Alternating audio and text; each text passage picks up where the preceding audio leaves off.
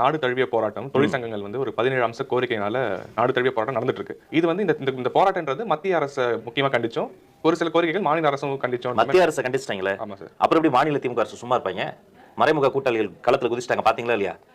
தலைப்புச் செய்திகளே வந்துருச்சு. தமிழ்நாட்டுடைய தலைமைச் செயலாளர் முருகானந்தம் ஐஏஎஸ் அவர்கள் மிரட்டிட்டார். யாராச்சும் இன்னைக்கு வேலைக்கு வரா முட்டிங்க அவ்வளவுதான் இருக்க. முதல்ல எதுக்கு இந்த போராட்டம் நம்ம புரிஞ்சுக்கணும் தோழர். ஒரு 17 அம்ச கோரிக்கை. முதல் கோரிக்கை என்ன தெரியுமா? விலைவாசியை குறைக்கணும். இரண்டாவது கோரிக்கை என்ன தெரியுமா? ஊதிய உயர்வை அதிகப்படுத்தணும். மூணாவது என்ன தெரியுமா? பொதுத்துறை பங்குகளை தனியாருக்கு விற்க கூடாது. அப்படியே கம்யூனிச சிந்தனைகள், கம்யூனிச சித்தாந்தங்களின் அடிப்படையில் உருவாக்கப்பட்ட முக்கியமான 17 கோரிக்கைகள். இந்த ஒப்பந்த தொழிலாளர்களாவே வச்சிருக்காங்களே, அவங்களுக்கெல்லாம் ஒரு விடிவு காலம் தாங்க.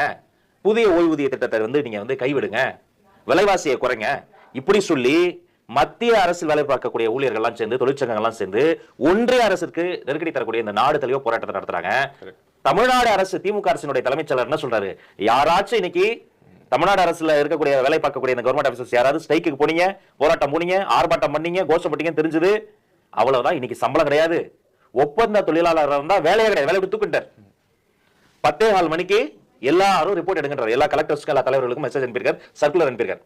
யாரெல்லாம் வேலைக்கு வந்திருக்கா, யாரெல்லாம் கோஷம் போட்டிருக்கா, யாரெல்லாம் வேலைக்கு வரல, யாரை வேலை விட்டு தூக்கணும், யாருக்கு சம்பளத்தை தூக்கணும், யார் மீது ஒழுங்கு நடவடிக்கை எடுக்கணும். போராட்டம் மத்திய அரசுக்கு எதிராக, ஒன்றிய அரசுக்கு எதிராக, மாநில அரசுக்கு எதிராக போராடுறாங்க. ஆனா அந்த ஒன்றிய அரசுக்கு நம்ம ஏதாவது போராடும் குறுக்க இந்த கௌசிக்கு வந்து அப்படின்னு திமுக மாநில அரசு வந்து காப்பாற்றும். காலங்காலமாக நடப்பதுதான் இன்றும் நடந்து கொண்டிருக்கிறது. பிரபா.